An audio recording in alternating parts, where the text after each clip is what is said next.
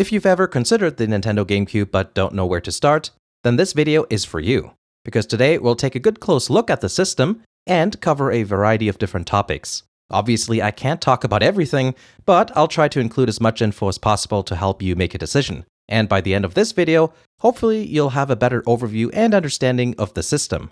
The GameCube is a combination of new and old. It's the first Nintendo console to feature an optical drive as standard. On the other hand, it's the last to feature standard wired controllers. It's also the first Nintendo console to have games come in plastic cases instead of cardboard boxes. It looks nice, is compact, and has the best accessory in the world, the Game Boy player, which gives you access to another huge library of games. The GameCube also has many great games that I absolutely love. Not to mention, the controller is one of my favorites, and it's still much loved by many people even today. Plus it has a handle, and handles are cool. It's part of the 6th gen of consoles and was released in 2001.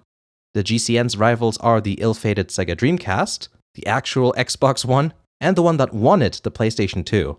The PS2's DVD playing capabilities were a bit too much for the GameCube to handle, which is ironic now because today, the Nintendo Switch is doing so well despite not featuring any video watching capabilities at all. Unless you live in that one country that gets the Hulu app.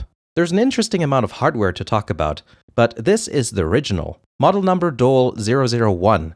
Maybe it's pronounced Doll because Project Dolphin. Anyway, this model can be identified by inspecting its rear end.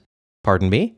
It has the usual analog out we've seen on many other Nintendo consoles in the past, like the N64 and Super Nintendo, but this is the important bit here. The digital AV out port, which is exclusive to the 001. This allows output for 480p in conjunction with a component cable. HDMI adapters use the plug as well, so if you want to run one of those, this console is the one to get. I don't have personal experience with what HDMI adapter is better, but there's some good info out there on the subject if you search around. The DOL-101 model is newer and loses the digital out port, but is functionally the same otherwise. Some people believe that this was the point when Nintendo also removed the useless second serial port, but the truth is later 001 models already didn't have one. My first GameCube was a 001 without a second serial port. If you're not going to use an HDMI adapter or a component cable, then it doesn't really matter if you get the 001 or 101. Prices are always different depending where in the world you live, but I haven't seen any differences in price between the two models in my local retro video game stores or pawn shops. To me, it looks like the prices are more dictated by condition and completeness. Color plays a role too. Indigo and black ones seem to be the most common and cheapest, but rare colors and special editions, like always, will end up costing more money. That's just how that is. There's a website called consolevariations.com that showcases everything from the common to the rare, and is a good way to see what exists for all the different regions. If your goal is massive JDM street cred, this is the one to get. This Japanese-only behemoth-looking thing is the Panasonic Q. Basically what it is a GameCube that plays DVDs, plus questionable styling. It features a tray loading drive and twice the handles. It has a digital out port and can accept any of the GameCube's hardware accessories. Since the footprint is different, it has its own Game Boy player, which is kinda cool, and also expensive. Since GameCubes are region-locked, the Panasonic Q won't play North American or European games. If you want one, expect to spend a couple of hundreds though, since they sold in so few numbers. Even broken ones are expensive. And of course, we have to talk about this, the Nintendo Wii. I talked about this thing a lot lately, but it's something you should consider if you want to play GameCube games. The console is dirt cheap, and so are the component cables. It's the easiest way to play GameCube games in 480p on Nintendo hardware.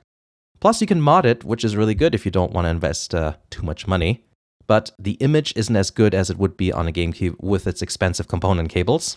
There is a link in the description with some technical information if you want to look that up. It's actually pretty interesting. But in terms of bang for your buck, the Wii wins. All the gameplay in the video is captured from a Wii with component cables, just so you know. Except for the Game Boy player stuff, since that doesn't fit a Wii. It's also possible to use a modded Wii U to play GameCube games. I've never done it, but it's something that can be done and is supposedly a good solution for people wanting to run games on a modern TV. It even upsamples to 1080p very well. And of course, there are emulators. I've always used Dolphin since way back in the day when only a handful of games actually worked. These days, it's pretty reliable, There's a lot of reasons to use an emulator. Could be anything from convenience to improving on the graphics and performance. I use Dolphin to try out new games usually. So for the hardware, the summary is this. A backwards compatible Wii is the most cost-effective way to play GameCube games in progressive mode on original hardware, plus the modding aspect can't be ignored, since it's so simple to do. This option makes sense for a lot of people. If you want to have an actual GameCube, then get a GameCube. Even if you aren't going to get a component cable, I would still recommend getting the original model if possible. It's just nicer to have one with all the features. Who knows, you may stumble upon a well-priced component cable one day, and then you'll be happy you bought the original one. I should also mention that it's possible to mod the GameCube console itself, but it's been a very long time since I've dabbled with that. The SD Media Launcher was a popular method to run homebrew software. I actually lost my disk, which is a bit annoying. Soft modding is doable too, but from what I see, it requires a process that is more complicated than modding a Wii, and physical modifications have been done for years too. Now let's talk about games. It's difficult recommending games since everyone likes something else. I see this in the comments of my console reviews all the time. For example, on the PS2 video I did last year, some people went on about how awesome of the time they had playing Battlefield 2 and Gran Turismo 3, while others reminisced about all the unique JRPGs that system had. Because of that, I recommend looking at system exclusives. Makes sense, it's a unique system, so might as well play the games that made it unique. Chances are, that's what drew you to the system in the first place. There's such a big amount of exclusive games. Some of the popular ones are Super Mario Sunshine, Smash Bros. Melee, Mario Kart Double Dash, Paper Mario The Thousand Year Door, Star Fox Adventures, Metal Gear Solid Twin Snakes, F-Zero GX, Metroid Prime, and Luigi's Mansion. Well, until the 3DS remake comes out anyways. With emulators or a modded Wii, it's really easy to try out all the different games and see what you like also. Super Mario Sunshine is relatively unique in its gameplay mechanics, which are a bit divisive, but I like it. Smash Bros. Melee is still considered by many to be the best entry in the series, and Double Dash has a similar reputation as well. And the GameCube also saw the first Metroid games since the SNES days, having skipped the N64 completely. It's also interesting that Nintendo experimented with new franchises like Pikmin and Animal Crossing. Personally, I got myself a GameCube in order to play Zelda games. Back then, with the combination of the Game Boy player, it was possible to play almost every Zelda game ever made on it, except for the DS games. And those CDI games, I guess. So that made it a really attractive buy for me. Because of that, most of the games I have for the system are Zelda games. The packaging is kind of interesting to talk about too. The cases are mad chunky and don't flex much at all. Unlike some of the Wii packages that feel more like a wet noodle, it holds everything so securely that I find it difficult to get some of the literature out sometimes. Full-color manuals and interesting inserts. It's fun just to look through. And a lot of times, stuff like this is preserved, unlike with the N64 and earlier, where manuals and packaging just ended up being binned. Of course, the shiny clear plastic is prone to scratches and dirt, can build up underneath too. I like to remove the cover sleeve and give everything a good scrub with a paper towel moistened with rubbing alcohol, both on top, inside, and underneath. You'll be surprised and probably disgusted with how quickly the paper towel turns brown. In my opinion, the Japanese packaging looked even cooler. They had these small, clear cases where the manual served as a cover, yet at the same time, they still came in a cardboard box.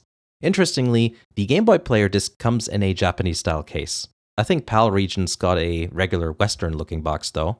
Since Japanese games aren't that expensive, it's worth considering maybe adding a few to your collection. The system also has a multitude of interesting accessories. The Game Boy Player is an obvious one and something I can't stop mentioning in this video apparently.